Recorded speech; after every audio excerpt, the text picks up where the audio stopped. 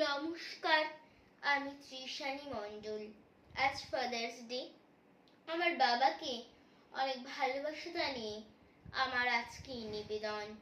কবি দেবলীনা চ্যাটার্জির লেখা কবিতা বাবার সংজ্ঞা।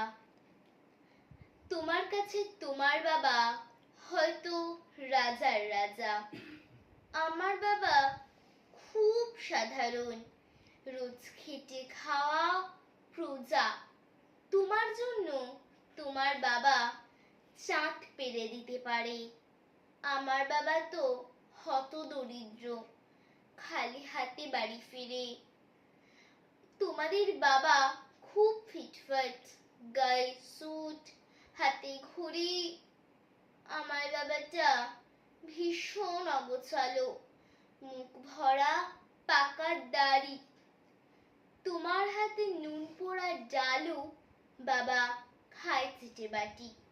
আমি তো দারুণ রান্না করি, তবু বাবা বলে মোটামুটি।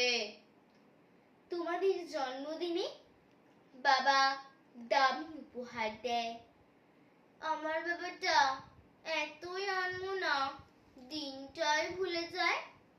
তোমার বাবা হাত ধরিয়ে রাস্তা করায় পার, আমার বাবা নিজেই পারে না, আমি হাত ধরি তার। তোমাদের বাবা তোমাদের হাতে খরচের টাকা দেয়, আমি টিউশন করে মাসোহারা পেলে বাবার ওষুধ কিনতে হয়। তোমার বাবা রাখতেই পারে তোমাকে ভীষণ সুখী, আমার বাবাও চেষ্টা করে আগলে রাখতে বুকে। হতে পারে তুমি রাজকন্যা, আমি হয়তো বা দাসী, তবু দিন শেষে আমি আমার বাবাকে ঠিক ততটাই ভালোবাসি। তোমরা বাবা শব্দের যে সংজ্ঞাটা দাও সারা ফেসবুক জুড়ে, ওই চিরাচরিত বাবার উপমা আমায় বড় বিরক্ত করে। আমার বাবা তোমাদের করা ব্যাখ্যার মতন নয়, তাই ওগুলো দেখলে নিজের উপরে বড় অভিমান হয়। তোমাদের বাবা নিজে না খেয়ে তোমাদের মুখে ধরে, এদিকে আমার জন্যে তুলে রাখা লিচু বাবা খেয়ে নেয় চুরি করে। বুঝেই না উনি অত শত কথা, বড্ড সরল জানো, তাই তো এমন জটিল সমাজে ভীষণ বেমানানো। শাসন যদিও করে না তেমন, তবে খুব ধরে। অথচ বন্ধু মহলে আমার পিছনে আমারই তারিফ করে। আমিও ওনাকে বকাঝকা করি ভুল করলে অকস্মাৎ, আবার কেউ ওনার দিকে আঙুল তুললে ভাঙতে পারি সে হাত। বাবা পরীক্ষার আগে সংশয়ে বলে, হ্যাঁ রে পাশ করবি তো বল। রেজাল্ট বেরোলে ভালো ফল হলে তার দু চোখে জল। কিছুই করি না আমি, তবু আমায় সারাদিন ধরে বকে।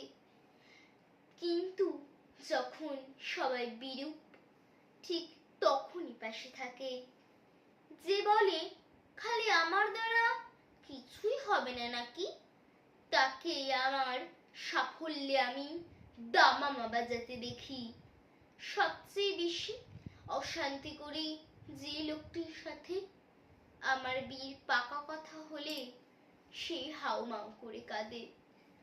অথচ যখন জিজ্ঞেস করি পারবে থাকতে ছেড়ে, উত্তরে বলে বিদেয় হতো আমি বাঁচবো হাতটা ছেড়ে। অনুতাপ জমে বুকের গহনে, অভিমান জন্মায় সময়ের সাথে, যদি আবার সে বরফ গলে যায়।